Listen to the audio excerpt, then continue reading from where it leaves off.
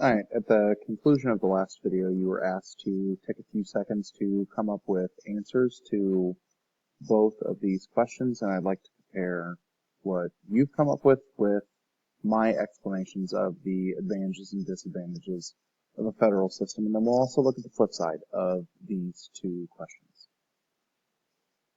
So if we wanted to talk about why a federal system may be advantageous, the first answer is that it may be easier to govern a very large country. Most physically large countries tend to have federal arrangements because different areas of a country may have to deal with different challenges, more specialized area of policymaking that the national government may not be able to solve those problems for, and the folks who live in different regions of a country may prefer that local policy is enacted over some sort of large federal policy. Most physically large countries do have these federal arrangements. However, China is the exception to the rule, where everything is kind of governed through the central government in Beijing. And we'll talk about the China anomaly when we discuss China as we dive into each of the individual AP6 countries.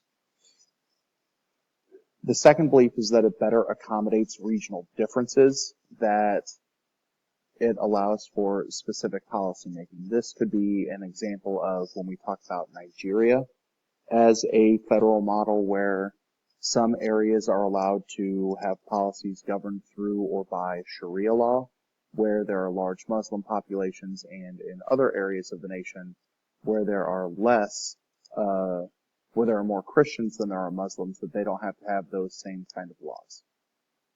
And the final advantage of a federal system is that it helps guard against the concentration of political power, that if power is diffused between or among levels of the government, then it stops, tyranny from happening, that there are more checks on power and balances to a variety of powers than having it all in the hands of one single central agency. If we want to talk about the disadvantages of a federal system, there tend to be two good answers or two big shortcomings of a federal system. And while federalism may be good at accommodating the needs of specific regions, you have a lack of uniformity in policy. For example, if you look at the United States, voting registration requirements are different from state to state. Some states you can register when you do something like get a driver's license. Some states force you to have other forms of federal ID to register to vote. Other states have different things that you need to bring with you to show up to vote on days of elections. And those are examples of big differences between different states.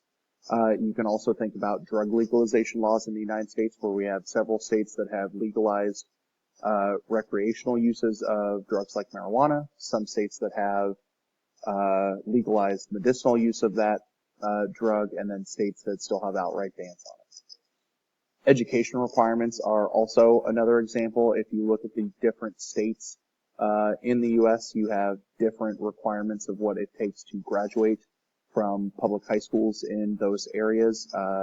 You'll have universities have different requirements to receive similar certifications at different universities throughout the United States as well.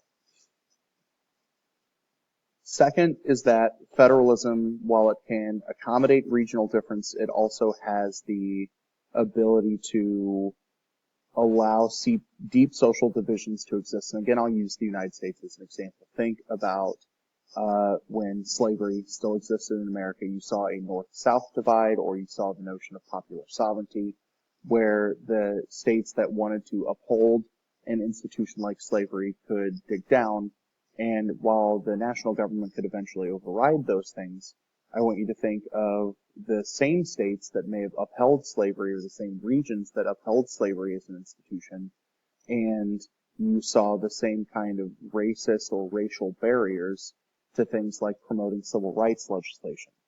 So it may allow some dividing lines to entrench themselves deeper than they might under a unitary system.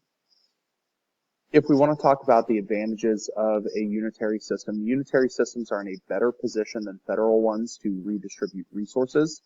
If you want to allocate resources from wealthier regions to poorer regions, that since unitary governments kind of control the cash flow for the nation or the resource flow for the nation, you can do that, whereas you can't in a federal system, as you have resources, taxes, money being drawn at both levels of government. The other downside to a unitary system, or one of the big disadvantages to a unitary system, is that you might have regions that want sovereignty, that want to have some control, to make some of their own decisions. And again, we'll use the UK as an example.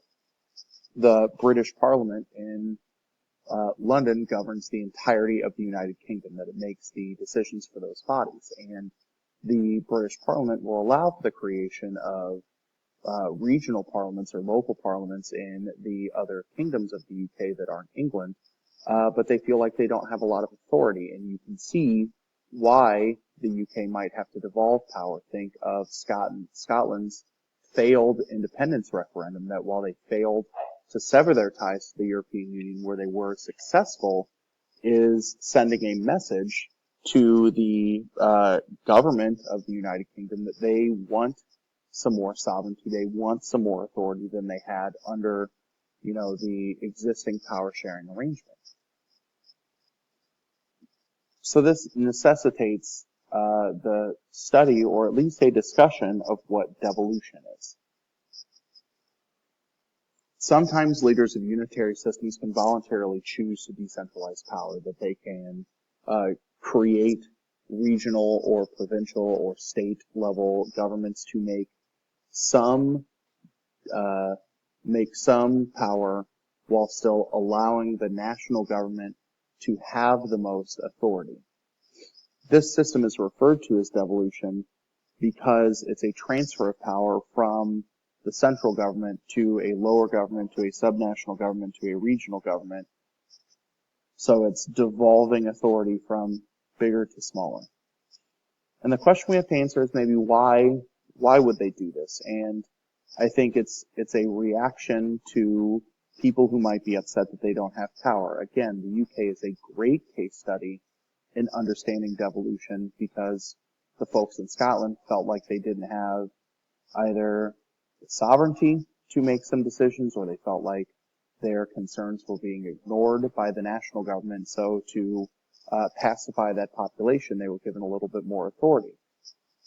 This also happens in the United States from time to time, and the best example of looking at a pattern of devolution is during Bill Clinton's presidency, during the whole contract with America phase, where the national government would maybe have more authority to make some decisions, but they would leave a lot of power up to implementation to the states to kind of craft the things that they needed to do to their specific area, their specific region, their specific state. So again, the leaders are trying to do this to reunify the country by giving them some additional power. There tend to be three primary causes as to why devolution happens.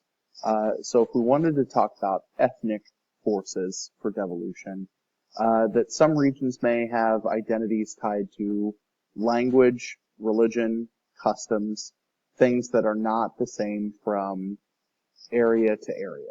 So you might need to devolve, and again, the example of Nigeria, where the Christian states versus the Muslim states might want to rule themselves differently, or need different laws that allow them to celebrate the differences of individual ethnic groups that tend to be compartmentalized in different geographic areas of that nation. Second, it could be to put some ethno-nationalists at bay. Ethno-nationalists are people who believe that they're a distinct nation with a right to autonomy. And we'll talk about several entities throughout this semester who believe that they should have some autonomy within a nation, right? Not just the individual kingdoms of the United Kingdom, but we could think about the people who live in Taiwan, the people who live in Tibet and China who believe that they have a distinct nation with distinct authority or a right to rule. Economic forces could be a second reason why devolution happens. That we get it. There will be regional inequalities. There will be differences in income or standard of living, and different areas might need to craft policies to address these items. This might be one of the arguments as to why you're seeing in the United States, for example, while the national government sets the federal minimum wage, that individual states will be more progressive in the creation of a living wage or some form of income because it may be more expensive to live in certain areas of the country. Spatial forces would be the final cause of devolution, that if these are areas that are on the margins of a particular state, that they may have to deal with particular challenges. So if there's, water-based boundaries, if there are mountains that separate the two governments, if neighbor nations support some separation, then a national government is going to devolve some authority to a smaller government to make the smaller government feel like they have some more power or authority. And a good example of a spatial force would be the United States dealing with Puerto Rico, which is a protectorate of the United States. The citizens of Puerto Rico are United States citizens, but given the distance between the mainland U.S. government and the government of Puerto Rico, that they need to have some independent decision-making authority to be closer to some of the regional powers. I want you to take a second to come up with your own answer to this question and pause the video here.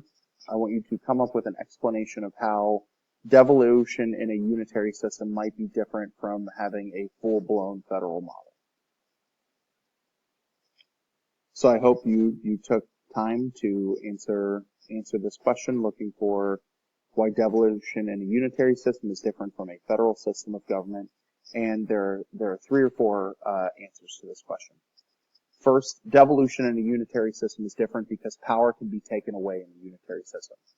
If the national government gives authority to a subnational government, they can take it away, whereas in a federal system, their powers are constitutionally protected. And that's a phrase that I've used a couple of times.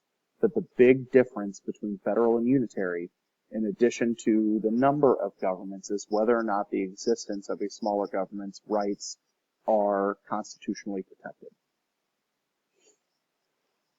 The third explanation is dealing with symmetrical grants of power. In a federal system, decentralization is done in a symmetrical fashion, that all states have the ability to work on different policies that aren't explicitly given to Congress in a way that they see fit. In a unitary system, for example, the UK could give more authority to Scotland than it would Wales or Northern Ireland. That not all power is given to everyone in an equal way. And then again, the final response, since subnational governments aren't constitutionally protected, subnational governments can be dissolved in a unitary system, but not in federal systems. Remember, the government in Washington, D.C. cannot look at our government here in Kansas and say, your government sucks, the state of Kansas and the Kansas government no longer exists. We'll take a break here, and we'll pick up in talking about specific structures that exist in a variety of political systems.